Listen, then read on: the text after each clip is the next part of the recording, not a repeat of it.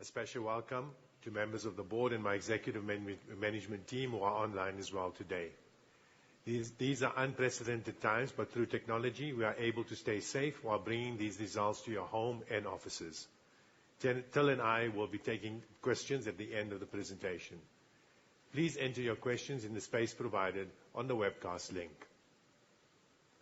Before we have a look at our financial results, I thought I would share some of our responses to the COVID-19 pandemic.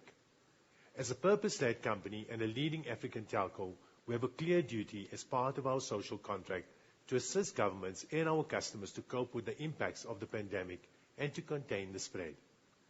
We recognize our role of ensuring vital connectivity to keep families connected, to enable businesses to operate, students to learn, healthcare to be delivered, and partnering with government to provide critical services. Some of our responses to the pandemic are detailed in the 6 categories on the slide. I will highlight a few of these. All our operations across the continent have recently experienced heightened growth in network traffic, especially during periods of limited mobility such as lockdowns and curfews. We have undertaken various measures to ensure that our network quality across the continent will not be compromised. In South Africa, Vodacom will spend over 500 million within the space of 2 months to add network capacity. The recent assignment of temporary spectrum will assist us to provide much needed capacity for the surge in demand on our data network. This has also enabled us to switch on Africa's first live 5G mobile network in 3 cities, Johannesburg, Pretoria, and Cape Town. This illustrates again just how quickly we can move forward once we are allocated the tools by government and regulators.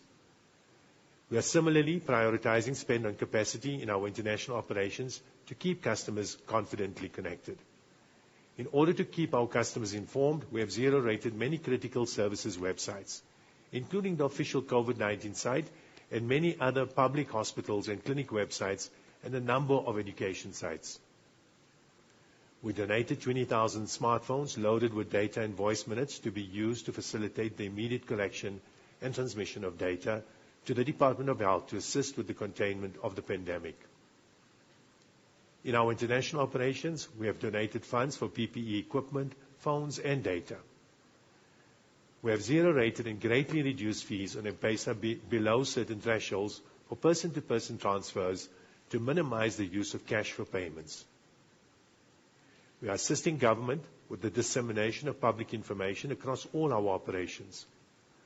Vodacom South Africa recently entered into a partnership with Discovery Health to offer free virtual consultations with doctors to the general public to alleviate pressure on the health system. Vodacom has always prioritized education as part of our social contract, and with children now being unable to attend school in person, e-learning has become even more important.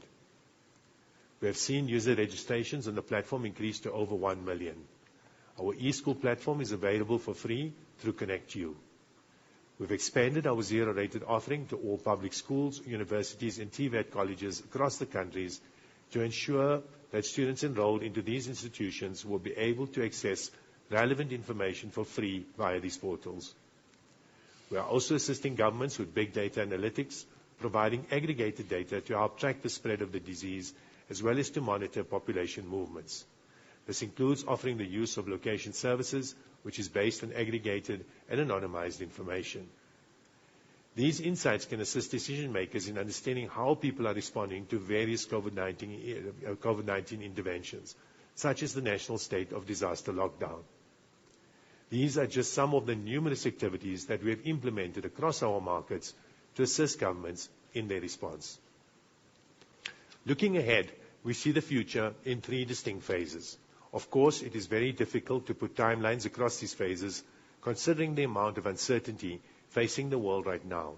We are currently in phase 1 of the crisis, where our immediate focus is the enabling of critical functions and assisting governments in saving lives.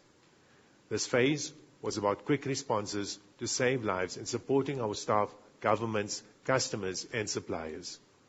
We see phase 2 as the recovery phase, in which our focus will be supporting the broader societal recovery, which we are now slowly heading towards. Businesses will attempt to recover, and jobs are hopefully restored. Our response in this phase will be to support our individual and business customers, as well as our supply chain and distribution. We will provide targeted and personalized offers and solutions to our consumers and businesses. Phase 3, the new normal, will see a societal focus on economic resilience, where our focus will be once again on platforms for a new growth trajectory. Our response in this phase will be to assist with more platform offerings as more and more businesses go digital. Phil will share some of the elements around the resilience of the company as we forge ahead with the crisis. I thought I would share some of the trends we are seeing across the business as a result of the pandemic. Mobile data traffic on average in South Africa is up 110% year over year and around 20% compared to pre-lockdown levels.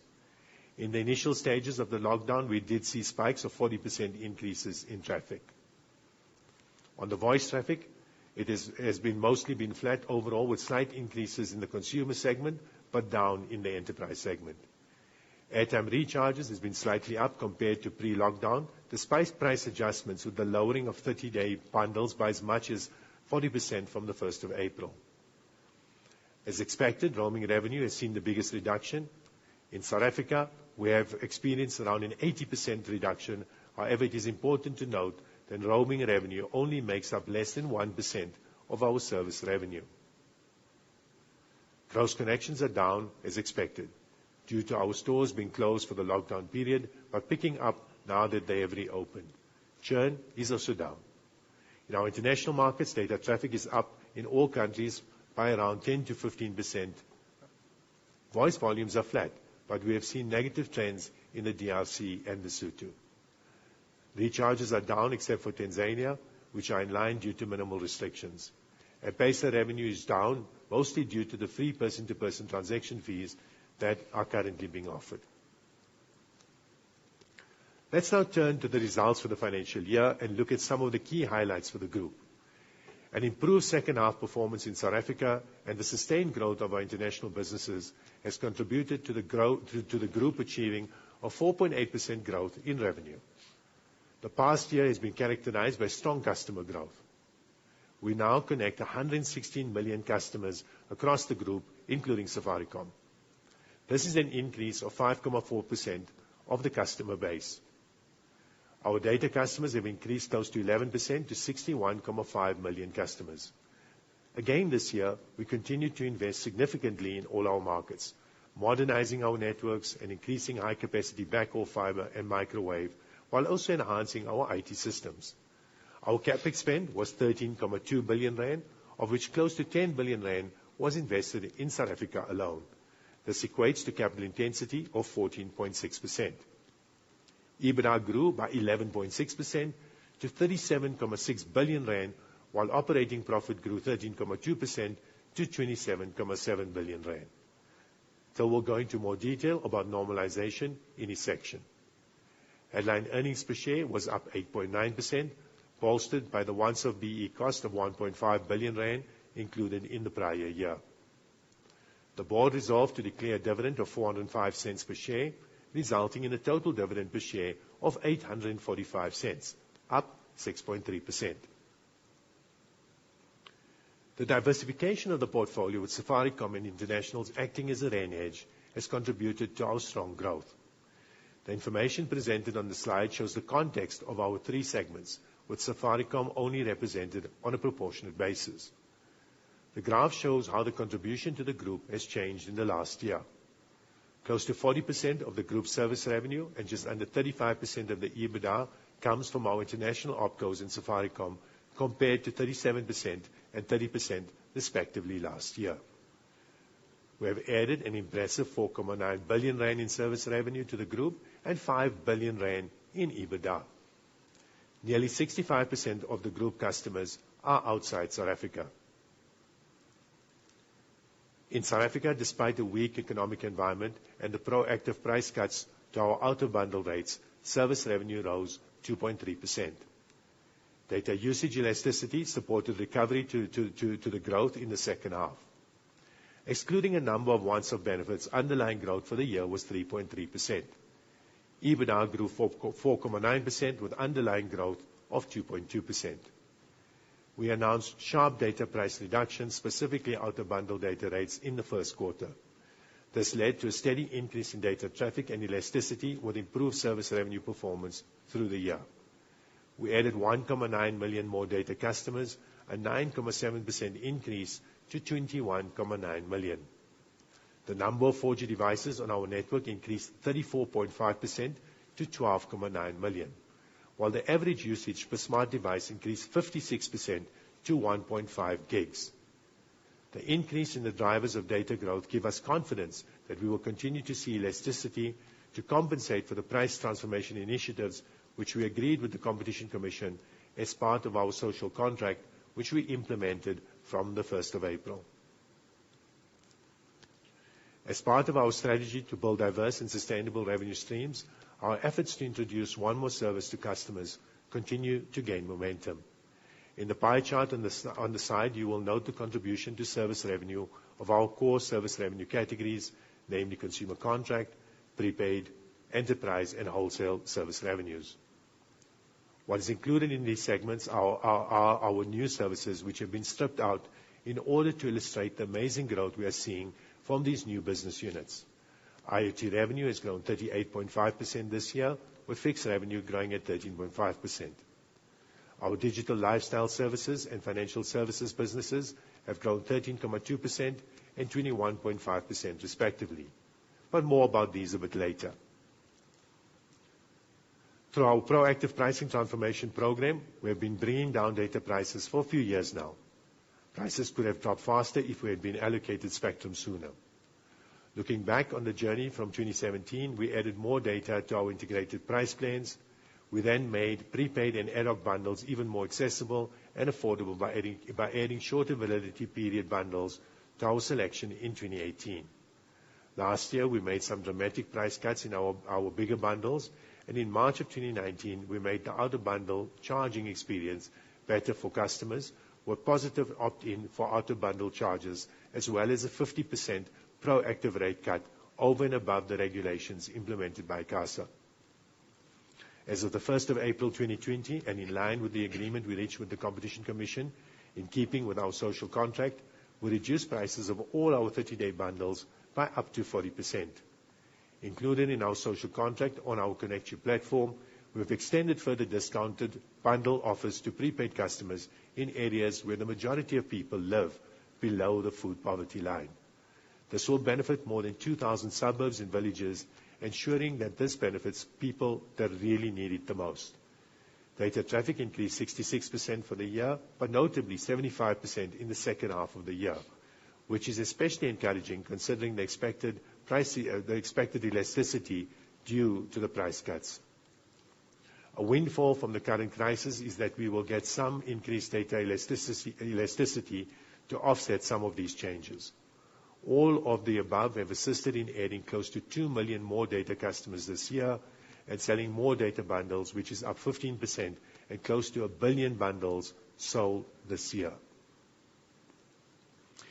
It has been another stellar year for our international portfolio, where we recorded margin expansion for the second year and further diversified our currency exposure from the South African rand.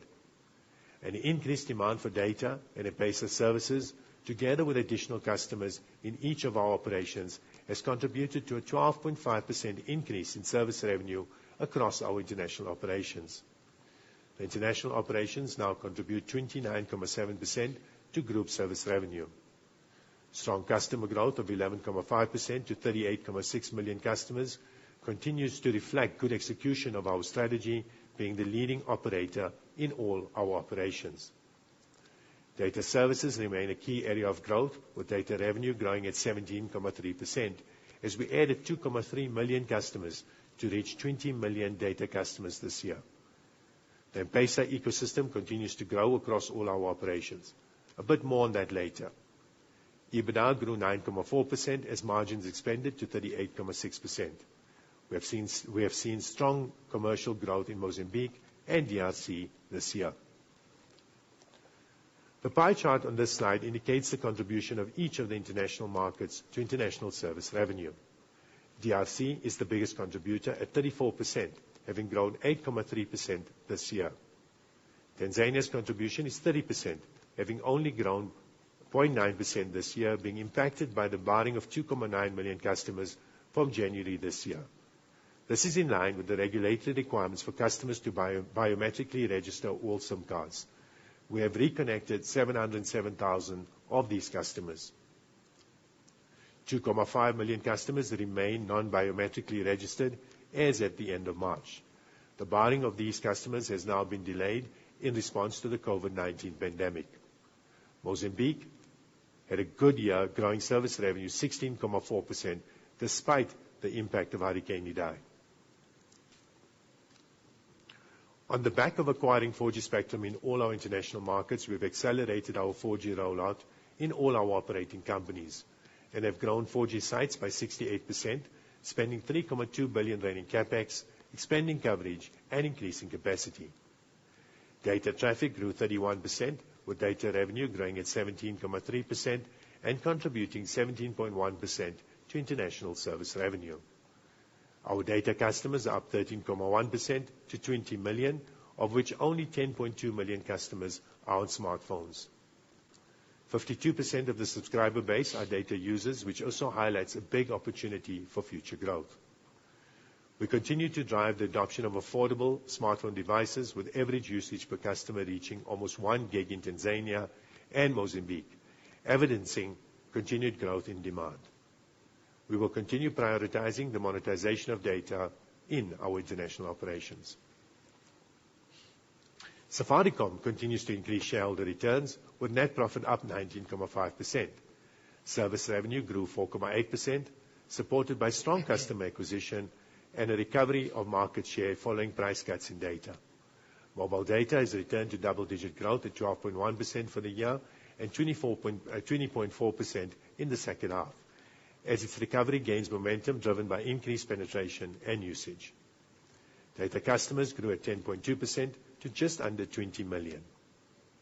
M-Pesa continues to perform strongly, growing at 12.6%, despite the zero rating of M-Pesa transactions in response to the COVID-19 pandemic. M-Pesa customers grew 10% to 24.9 million. The strong performance that we've seen in our international operations and Safaricom strengthens our strategy of having a portfolio of assets, providing resilience in our performance. The building blocks of our strategy remains largely the same. In the following few slides, I will give you more insight into how we are growing new products and services. As part of our strategy to build diverse and sustainable revenue streams, our efforts to introduce one more service to customers continues to gain momentum. Our digital service business has also produced solid growth, contributing 1.5 billion in revenues on the back of increasing purchases of our video-on-demand offering and our music, sports, gaming, and other platform services. This year, we saw over 3.5 million purchases on our video play platform. Through our music platform, MyMuse, we have 1.9 million active subscribers now, and our gaming platform, Play Inc., has 883,000 subscribers. All of these services are in infancy phase, but contributing to solid growth in our digital service business. We are also expecting these platforms in our international operations. We're also expanding these platforms in our international operations, which allow us further opportunities to continue monetizing this business further. One of the highlights this year is the growth in our financial service business. Total financial service revenue across the group grew 22% to 18 billion rand. This includes our operations in South Africa and the M-Pesa businesses in Safaricom and our international markets. Total financial services customers was up 12.8% to 53.2 million, adding 6 million customers in the last year. Let's take a look at the business in South Africa and M-Pesa. Our financial service offering in South Africa continues to expand and shows growth of 21.5% for the year to 2 billion rand on the back of our popular Airtime Advance insurance and VODAF services. We now have 13.6 million customers using a financial service product in South Africa. We advanced 9.9 billion rand in airtime by our Airtime Advance platform to 9.9 million customers. Within the payment space, we launched our VODAF application during the year, offering direct airtime purchases, electricity, water, and bill payments, with more to follow in the future. There are numerous benefits of having our own platform, including the savings of third-party processing fees when selling airtime directly, and many options for products and functionality. We have also launched our own point-of-sale devices in stores and shops. We've expanded our lending services for SMEs with the launch of VodaLend. Insurance revenue increased 16.1%, driven by the launch of innovative products, and our insurance policies are up 45.3% to 1.9 million policyholders now. We continue to expand our portfolio with new innovative products in the space, leveraging our customer base and Vodacom brand. The financial services portfolio also includes the Vodacom Trading Bridge, which is a business-to-business e-commerce service that supports the automated and integrated exchange of transactions between businesses. It's enabled the facilitation of managed information flows to support supply chain excellence. In the past year, this platform enabled 200 million rand worth of transactions between wholesalers and retailers. We will continue to expand on our financial services offering. M-Pesa continues to deliver on its promise of delivering financial inclusion. As a group, a total of close to 2.6 trillion rand passes through the M-Pesa platform annually, servicing a combined 39.6 million customers. In our international operations, M-Pesa grew revenue 29.8%, contributing 18.3% to service revenue. M-Pesa customers grew 9.2% to 14.7 million, which is 38.2% of the base now using the service. In Safaricom, M-Pesa revenue grew 12.6% in local currency and 19.7% in rands, contributing 33.6% to their service revenue. There are now 24.9 million M-Pesa customers in Kenya, increasing by 10% in the period. 70% of the customer base in Safaricom uses the M-Pesa service. Underpinning the growth are now new overdraft products in both Kenya and Tanzania. There are 12 million customers in Kenya making use of Fuliza, the overdraft facility. In Tanzania, we have seen very good traction in our recently launched overdraft product known as Songesha, with 5.3 million customers utilizing the service, up 178% from 6 months ago. The total nano loans in these two countries equates to $2.5 billion. These overdraft products allows customers to take a loan on failed transactions when they're trying to purchase something and don't have sufficient funds. These overdrafts are being used for basic needs such as food. This is true financial inclusion. We continue to expand the M-Pesa ecosystem in all our operations and improve monetization. For example, we have also widened our international remittance partner network, extending interoperability to more banks in Mozambique to ensure easier movement of funds to drive transaction volumes. Vodacom and Safaricom has also acquired the M-Pesa brand support and product development services from Vodafone through a newly created joint venture. The transaction will accelerate M-Pesa's growth in our operations by giving both Vodacom and Safaricom full control of the M-Pesa brand, product development and support services, as well as the opportunity to more closely align product roadmaps to be deployed across all markets. We will continue to expand M-Pesa internationally and our financial services business in South Africa, with the expectation that these will increasingly contribute to revenue growth. It's been a year since we announced the acquisition of a strategic stake in IoT.Next, and the partnership is yielding great results. This is really a success story of a local company going global by providing products and services such as asset tracking, solutions in the manufacturing, mining, and security industries around the world. IoT revenue was up 38.3% to 893 million rand, with IoT connections increasing 17.2% to 5.3 million, with revenue growth of 38.5%. We have been leveraging our global reach through our Vodafone Global Enterprise customer base, while our teams collaborate with IoT.Next to sell various solutions to customers such as smart building and smart base station solutions. More recently, the teams have been hard at work developing solutions for the COVID-19 crisis, including people counters through app technology, thermal imaging, traffic monitoring, and artificial intelligence for the predictive queue management for social distancing rules. Looking ahead, we expect our IoT initiatives, given our portfolio of assets in the space, to continue driving growth. We announced our strategic collaboration agreement with AWS last year. The AWS Africa Region Cloud Services has now been launched. We now offer services in AWS infrastructure, development operations, advanced services in AI and machine learning, SAP and security. We have created a Vodacom AWS Cloud Center of Excellence to help small and medium-sized businesses, enterprises and public sector clients to migrate to the AWS cloud. This will ensure that Vodacom businesses, clients, accelerate adoption and benefit from next-generation technologies. We've already built up a pipeline of projects to make use of these opportunities. We are also excited to have recently partnered with a few consulting companies in establishing our smart service offerings. These partnerships are aimed at creating an industry-specific approach for clients that will enhance their businesses through digitization by providing digital platforms, tools, applications, and services. These consulting partners have agreed to add their world-class management consulting expertise, digital capabilities, and design thinking skills to our smart service offering program for joint go-to-market sell-with activities. Together, we plan to broaden our digital transformation journey and add digital capabilities such as cloud, security, analytics, bots, and others. I will now hand over to Till to take us through the financials. Thanks, Shameel.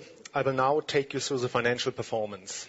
We have delivered pleasing results. From a shareholder perspective, we've had good per share growth in headline earnings as well as dividend.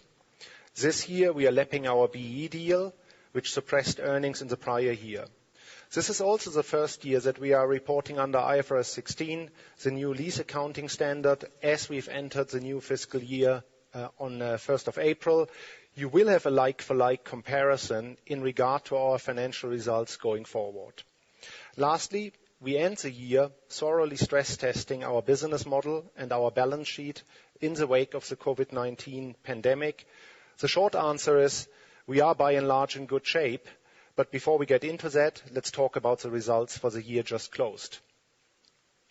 Looking at the income statement with reported growth in the first column based on IFRS 16, I will talk mainly to the normalized growth numbers, which from an operational perspective gives you better insight into what is happening in the business as we exclude forex fluctuations, M&A activities, and the differences in accounting under the new IFRS 16 standard compared to IAS 17.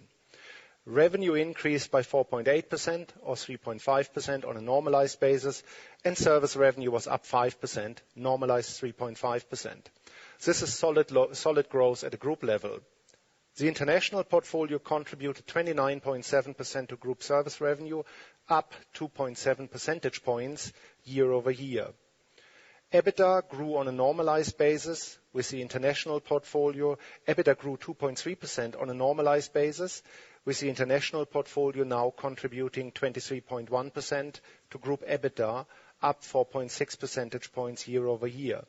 The normalized EBITDA removes operating lease expenses in the prior year, making this a like-for-like comparison. In line with our parent company, Vodafone, we also disclose EBITDA, which includes the depreciation and finance costs relating to the leases defined in IFRS 16, which is largely comparable to EBITDA disclosed in prior years. The net profit from associate and joint ventures of 4.1 billion includes a profit share from Safaricom of 3.4 billion rand, as well as the group's shares in the bargain purchase gain of 745 million rand from the business combination of the M-Pesa Global Services business. M-Pesa Global Services is a joint venture that was created by Vodacom and Safaricom to advance the further development of the M-Pesa products and services, as explained by Shameel earlier. During the year, we disposed of some of our Vodacom Business Africa entities for 211 million rand. This has resulted in a net loss on disposal of these subsidiaries of 819 million rand, which relates to the write-off of the total net investment in ordinary shares and preference shares, as well as the realization of the net post-acquisition reserves and translation gains now realized through the income statement below operating profit and excluded from HEPS. Net finance charges increased by 59.7% and include finance costs of 1.4 billion rand on lease liabilities. Excluding these, finance charges were up 8% year-over-year. The tax charge was down 2.2% compared to the prior year. Although profit before tax is up 4.4%, taxable income excludes the net profit from associates, as these are already net of taxation. Excluding this, the taxable income was lower in the current year. HEPS was up 8.9% to 945 cents per share as we lapped the BEE deal in the prior year, and earnings per share was up 7.7%. We declared a final dividend of 405 cents per share, which takes the full year dividend to 845 cents per share, up 6.3% year-over-year, a well-deserved return to our shareholders, especially in these uncertain times. In South Africa, we note a strong return to growth from Q2 onwards. This was a result of elasticity of demand, which we anticipated following the out-of-bundle price reductions earlier in the year. Furthermore, it also benefited from onboarding more of the telecom traffic under the roaming agreement, which is now fully completed. Just to remind you, in the prior year, there was a one-off deferral benefit as well as a reduction in MTRs in October. Excluding this, you will note stronger underlying growth of 5% and 5.1% in Q3 and Q4 respectively. Turning to international, these operations have delivered very good growth consistently over the last 2 years. The last quarter was, however, impacted by the biometric registration in Tanzania. Key drivers of the growth are M-Pesa and data. Normalized M-Pesa revenue growth was strong at 22.7% and now contributes 18.3% to our international service revenue. This is up 2.4 percentage points from the prior year. M-Pesa revenue continues to grow strong in all our markets. In Tanzania, it already contributes 35% of service revenue, while our fastest growing market is Mozambique, with growth of 59.4%, where it contributes 15.8% of service revenue. We have again contained our cost growth well. This was achieved through various initiatives under our Fit for Growth program and the digitization of our business. I will highlight 4 cost drivers. The first is costs related to our capacity agreement with Rain, which are included in direct cost. With over 3,000 sites now live and more to come, we recorded an increase in direct cost, which we have quantified with about 1.3 percentage points growth in expenses, while benefiting from the added capacity. We have renegotiated the terms of the Rain agreement, opening up for more sites, but with improved economics. The BEE staff costs are for participation of South African-based staff in our BEE deal. Shares in the scheme vest in equal portions in the 3rd, 4th, and 5th year, so this cost will recur over the next 2 years and then decline afterwards. In South Africa, excluding the Rain costs and BEE staff expenses, total expenses increased 2.3% on an underlying basis. Moving to the international expenses, these costs include $6.9 million for the extension of our 2G license by an additional 10 years in Vodacom Congo and relate to a penalty settlement and administrative costs. The biometric registration in Tanzania led to an increase in compliance cost of about 100 million rand. On a normalized basis, expenses was up 7.5%. Excluding the effect of the biometric registration costs and the DRC license costs, expenses grew just 5.9%, which is a very credible result, while we continue to expand our network, increase our leases, and incur higher energy and maintenance cost. Over to EBITDA. The graphs on the slide show normalized margin that removes the differences between the 2 reporting standards for leases. Group EBITDA grew by 2.3% on a normalized basis, with a 0.6 percentage points contraction in margin, mainly reflecting the pressure in South Africa in the first 6 months. South Africa growth was flat on a normalized basis. This number also includes 3 specific items, 1 in the prior year and 2 in the current year. Firstly, the 389 million rand deferral release in the prior year. Secondly, the increased Rain roaming costs of 445 million rand, as I already explained. Thirdly, the BEE expense charge of 226 million rand in South Africa. As a total, it is 242 million rand for the group. Excluding these items, growth was 2.2% for the year. Our international operations continue to perform well with strong commercial execution and strong focus on cost containment. EBITDA grew by 9.4% on a normalized basis, while margin improved by 0.8 percentage points. Our international operations now contribute 23.1% to the group compared to 18.5% in the prior year. As they improve profitability, these markets now start to proportionately contribute more to the group's bottom line performance. This is in line with our strategy of diversifying profitability with better contributions with higher margins from these markets. Let's now look at the net finance charges. These were up 59.7% compared to the prior year, and if we exclude the impact from the finance costs relating to leases, net finance charges increased 8%. The majority of the increase relates to the interest on the Yebo preference shares held by external parties, accounting for 130 million rand of the variance, as the debt in the prior year was raised in September when the deal was concluded. The increase in the finance income relates mostly to interest earned on cash balances held on M-Pesa. The average cost of debt has decreased to 7.7% compared to 8.2% in the prior year. This is in part due to the interest rates achieved on the third-party debt for the BEE deal and preferential rates procured on new funding, including a 2 billion rand sustainability-linked loan with Standard Bank. Net debt excluding leases increased 532 million rand, with bank and cash increasing by 5.1 billion rand and borrowings by 4.5 billion rand. I will start with borrowings.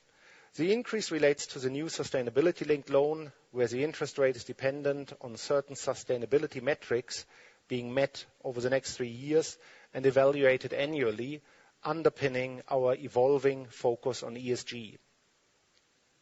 We also increased some of our facilities with Vodafone Luxembourg with an additional 3.5 billion rand to fund our capital expenditure. Bank and cash increased by 5.1 billion rand, mainly due to the increase in loans as explained. This resulted in net debt to EBITDA increasing to 0.9 times, excluding the lease liabilities, which are under IFRS 16 recorded as debt.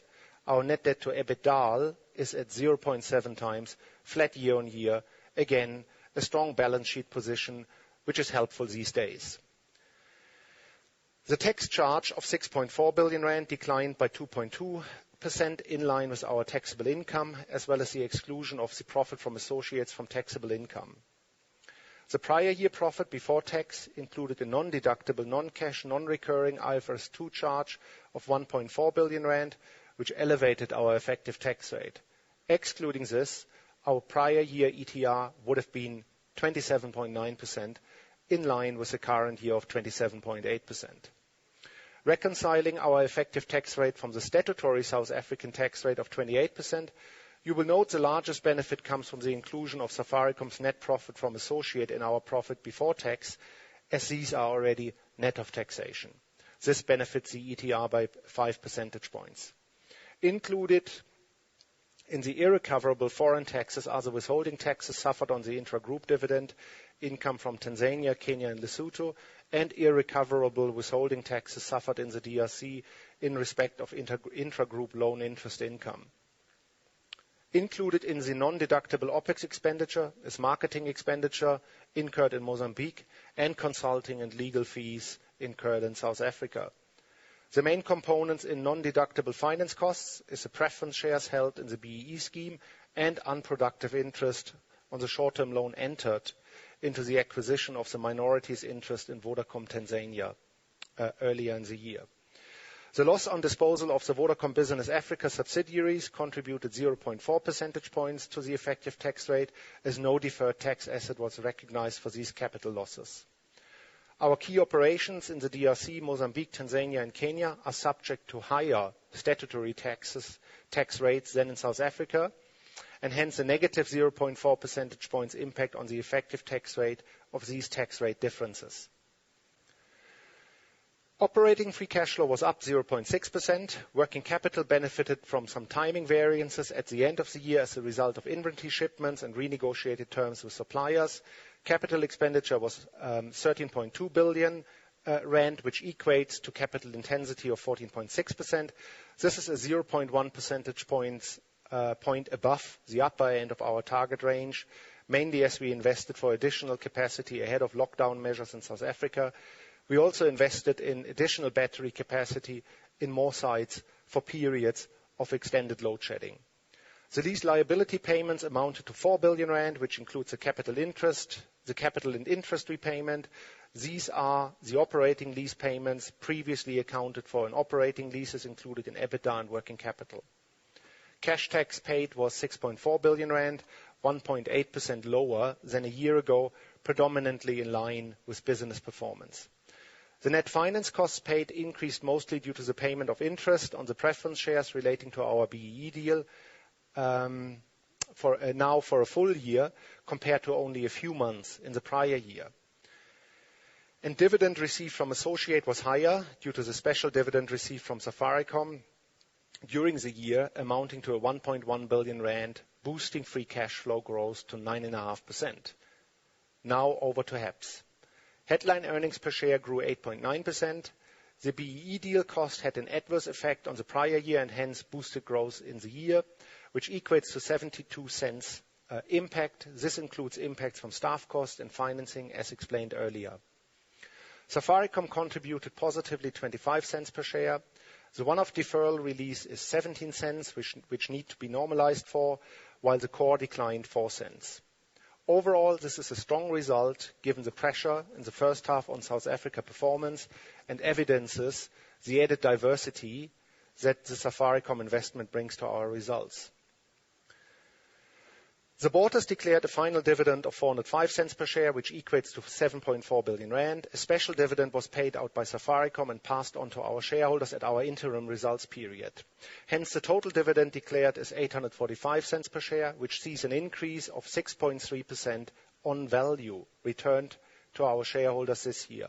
I'm sure this is a well-received return after 2 years of suppressed dividend per share growth due to the shares issued for the Safaricom acquisition and the BEE deal. It is the intention of the board to continue paying dividends in accordance with the current policy. The board will give due consideration to the effect that the COVID-19 pandemic could potentially have on the financial position of our business and its solvency and liquidity position. Over to COVID-19. COVID-19 is now a reality in all our operations. We have varying degrees of lockdowns or mobility restrictions in our operations, all affecting the business in different ways. Shameel has gone through some of the trends that we are seeing from a consumer behavior perspective. I will give you some insights into our balance sheet and further aspects. But first, I think it is important to note that our share price has held up quite well in the wake of the crisis. We continue to trade at a premium to our emerging market peers, mostly as a result of consistent performance, good execution, and a strong balance sheet. We've also shown many times how we can navigate challenging situations and achieve the best possible outcome. Our balance sheet is one of our key strengths. We have been maintaining a low net debt to EBITDA ratio of between 0.6 and 0.7 times for the past 5 years. Similarly, for this year, we've maintained net debt to EBITDA at 0.7 times, excluding the capitalized lease liabilities. Stress testing this number a bit, if we had to increase net debt to 1.5 times, which is still a pretty comfortable level to manage, it would still leave room to take on an additional 18 billion rand in debt, or inversely, all else equal, EBITDA could decline by 14 billion rand to reach a 1.5 times net debt to EBITDA level. We've also carefully managed our debt profile. Given the backdrop of the COVID-19 pandemic, we don't have any material near-term debt payment obligation, which enables us to manage the business without this immediate pressure. More than 90% of our debt is rand-based, so the depreciation of the rand does not have a major impact.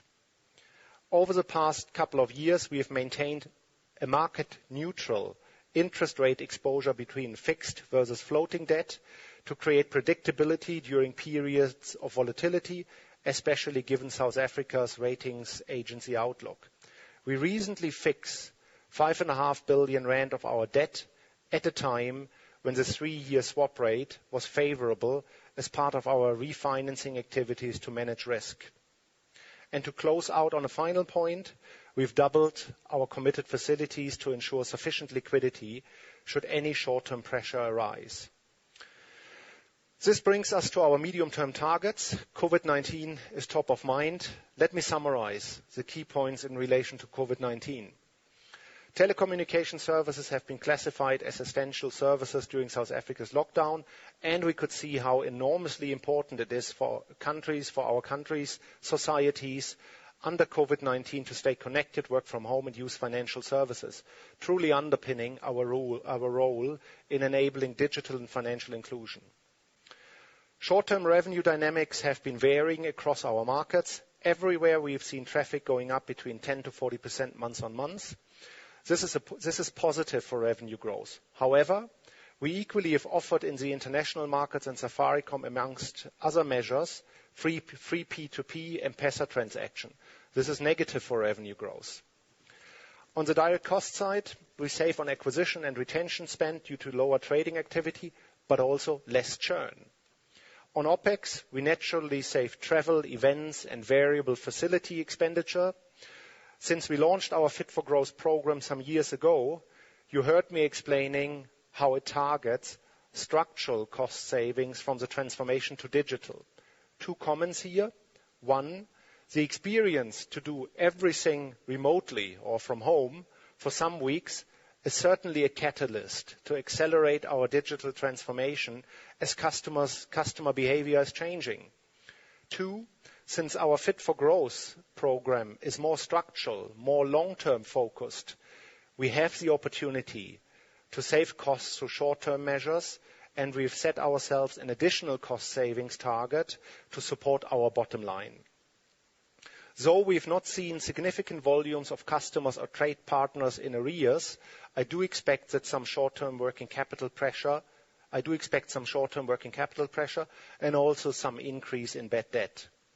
We intend to maintain our capex intensity throughout the crisis that allows us to adequately invest into growth in our network and IT capabilities, but we will maintain flexibility in relation to the priorities we will direct it to, and also in relation to the amount.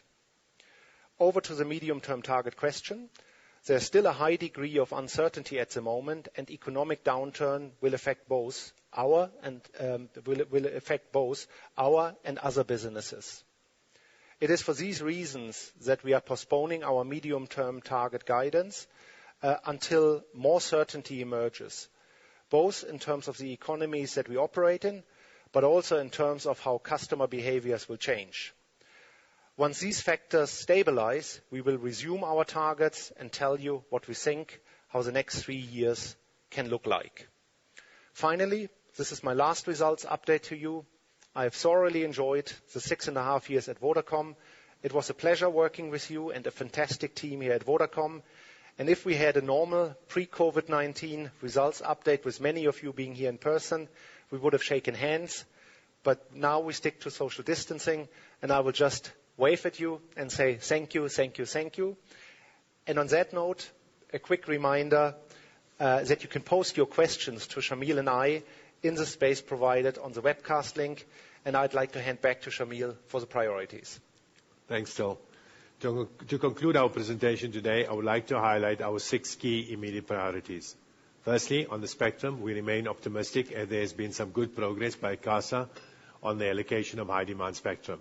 By their own account, they are aiming to complete this process by the end of this year, while the WAN licensing will happen in the following year.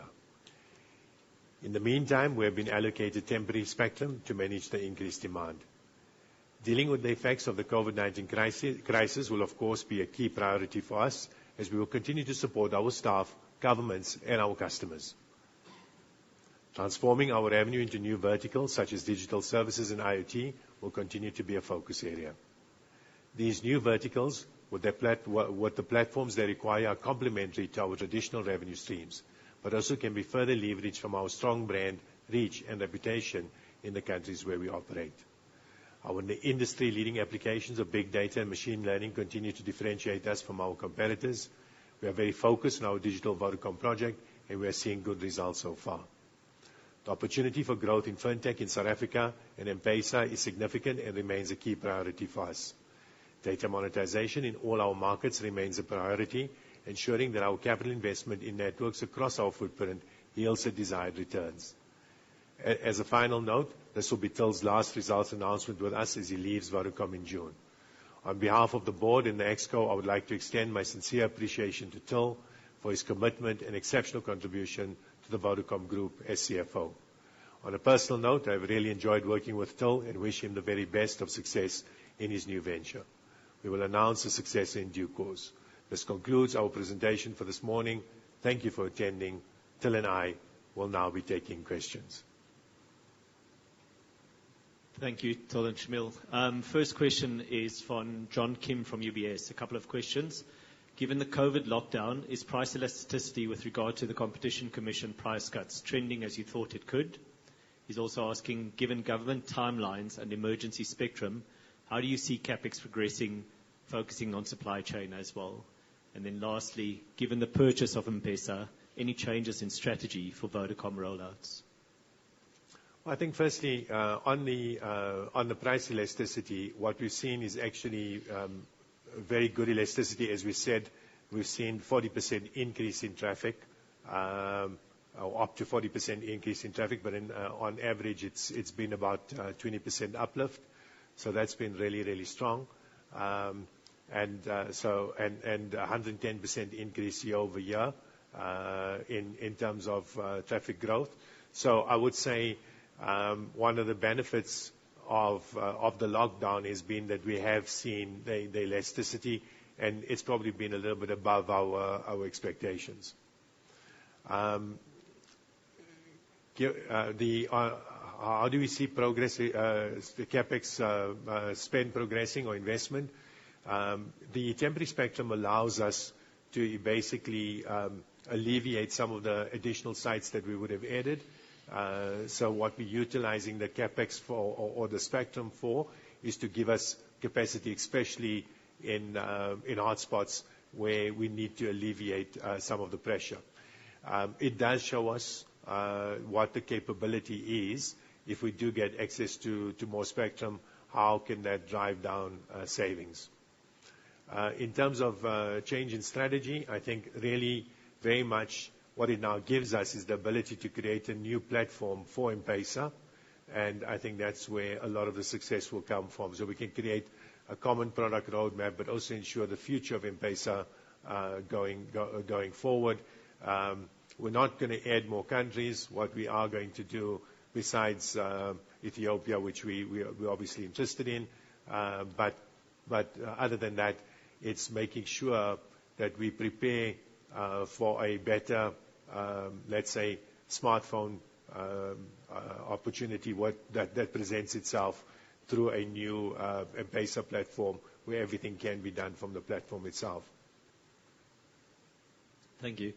The next question is from Jonathan Kennedy Good from SBG. Please, can you provide some color regarding the impact of renegotiation of the Rain roaming agreement and how the Rain roaming costs will impact SA EBITDA into the FY20 and FY21? Should we expect further margin compression despite the renegotiations? Let me take that question. I've talked already about the cost and normalized for that, and we've given it 1.3 percentage points of basically expense normalization in FY20. That was just the cost side. Now, in terms of your question on EBITDA, of course, remember, we also do have non-service revenue income as we are leasing out our sites to Rain. Hence, the EBITDA effect is actually fairly small that you are looking at from a year-over-year point of view. So that's point one. Point two, we have extended it from a timeline point of view to 10 years agreement period, and we equally have increased the number of sites that we would be providing, respectively utilizing the roaming capacity on. And we have also improved the economics of that agreement. But to answer your question at the very end, yes, I do expect going forward, as we take on more capacity from the RAN network under the roaming agreement, also to have a little more EBITDA margin compression still. But again, as I said, at better economics. Thanks. The next question is from Slava from Goldman Sachs. If we are speaking about near to medium term outlook, where do you see highest impact and potential mitigating factors across revenues, EBITDA, and CapEx?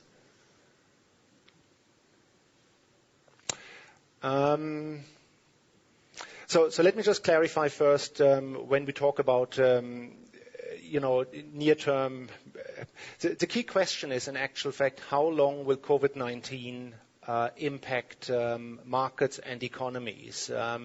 Will it be a 6 months, a 12 months, an 18 months period? I think you can take various views on that question. Sorry, can you just bring the question up again? Thank you. So the impacts on revenue or mitigating factors on revenue, I think you need to look at a couple of things. On the one hand side, you can see that traffic has actually seen a growth. There was a boost in it.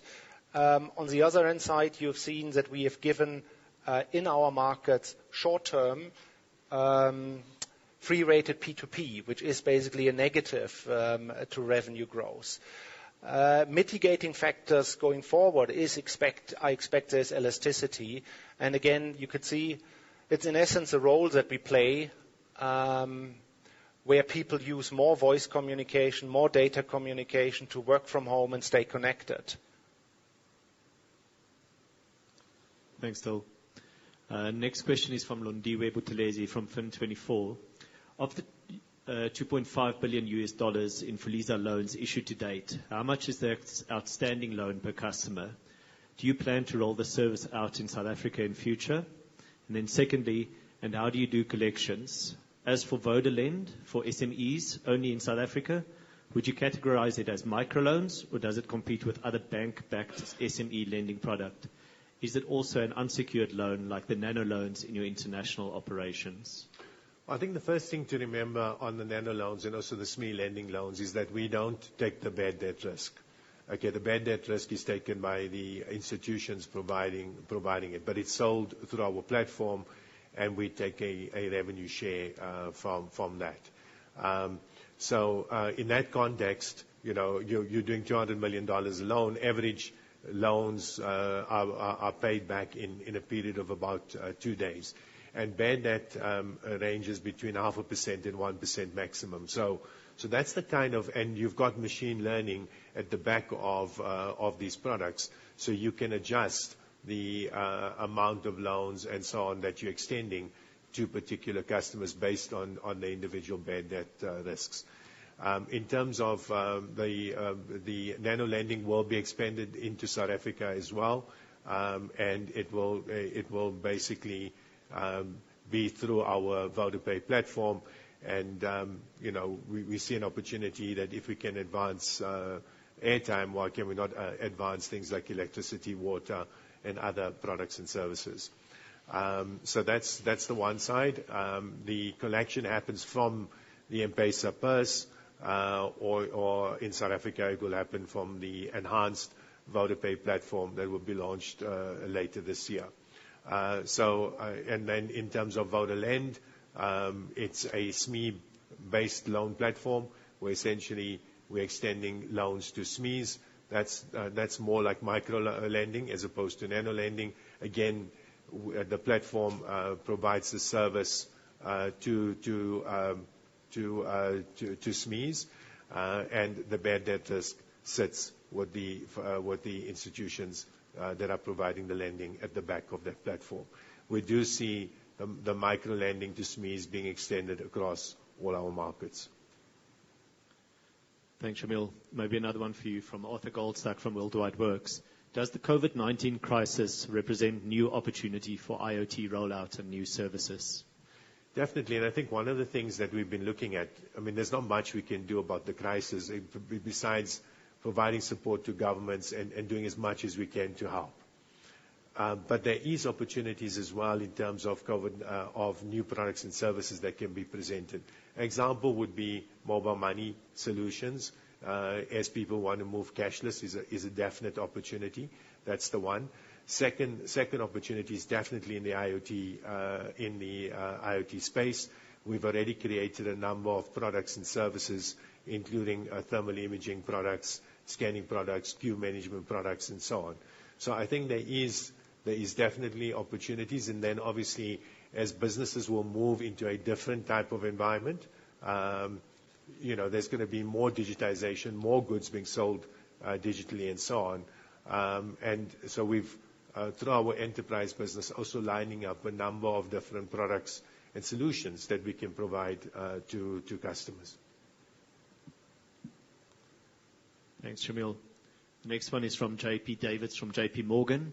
Please, can you provide some of the scenarios the board contemplated for medium-term guidance, and why you did not choose a middle-of-the-road scenario subject to revision? Thanks for the question, and I think that's one of the widely debated questions probably for all businesses. So you can assume we've done various scenarios, a best case, a worst case, a middle-of-the-road case, with a number of assumptions around that. One of the major factors in all of these scenarios is basically for how long the crisis will going to last. That's one. And the second one is the economic impact it would have.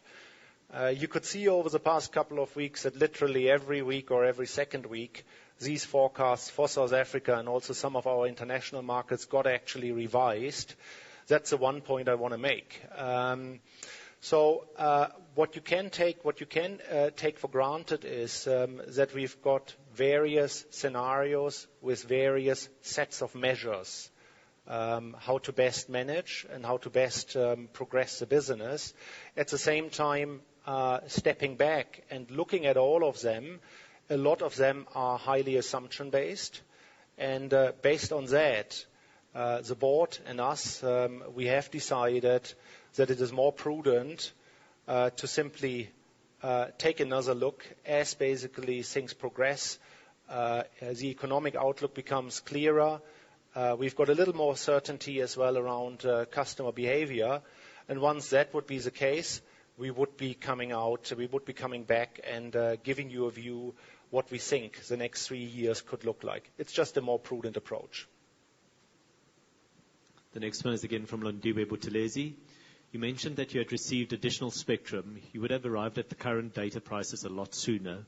Now that you have been given temporarily spectrum, will we see more price reductions, especially as you gain more data customers who can help you play the volumes game?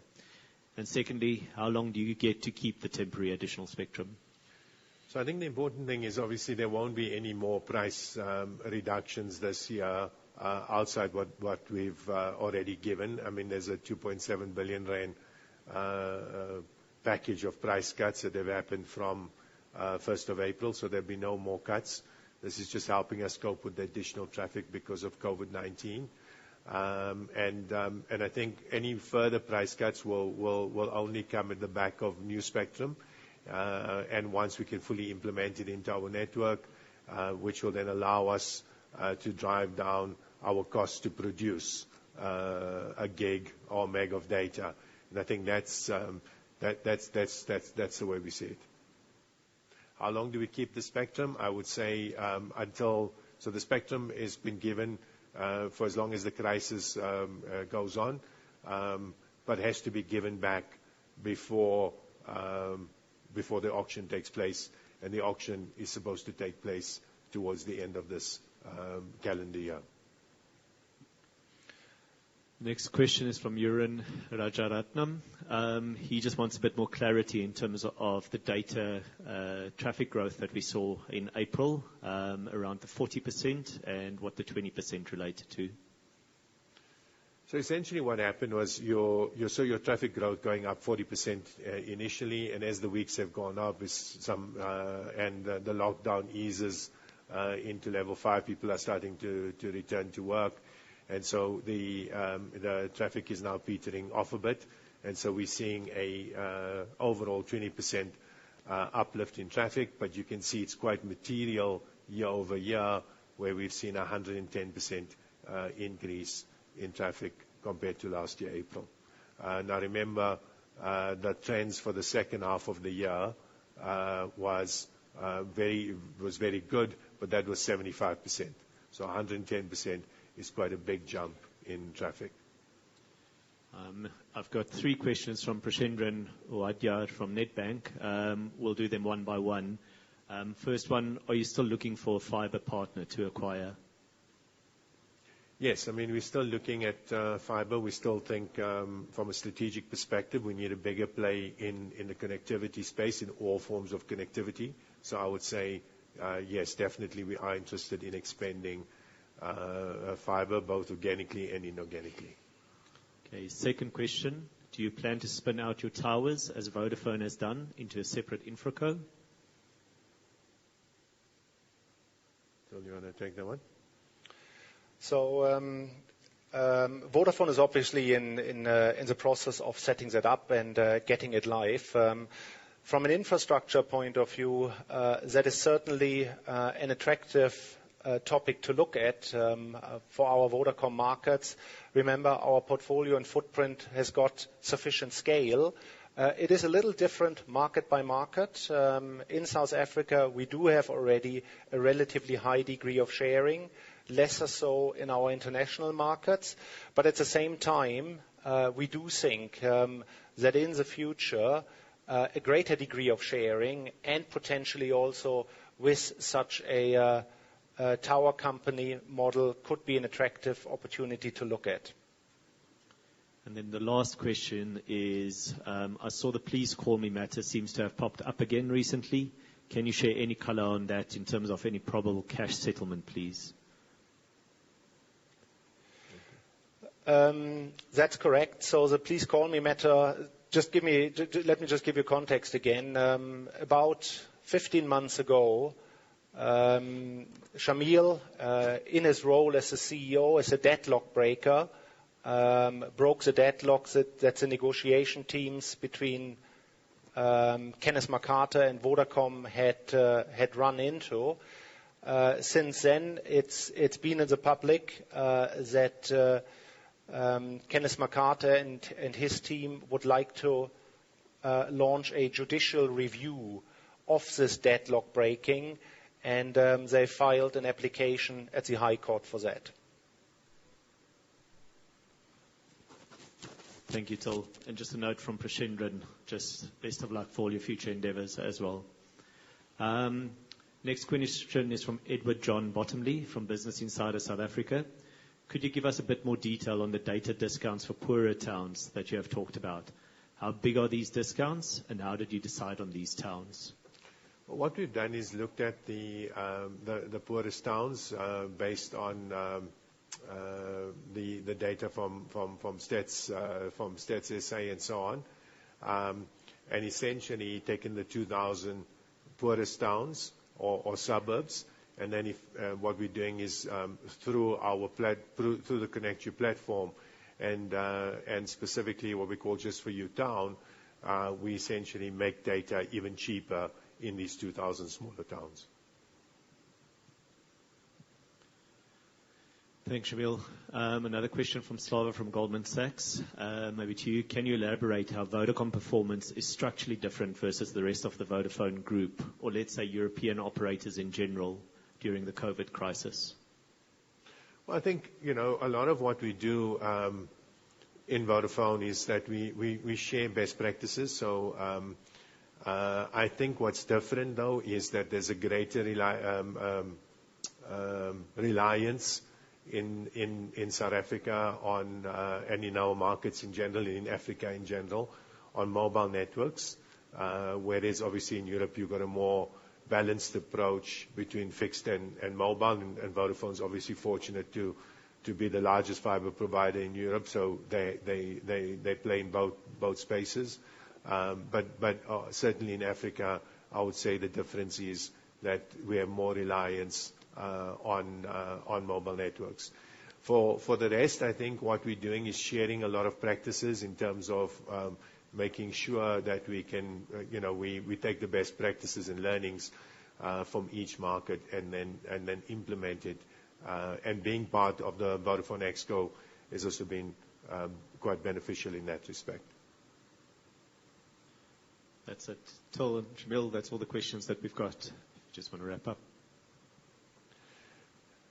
Just to say thank you for joining us.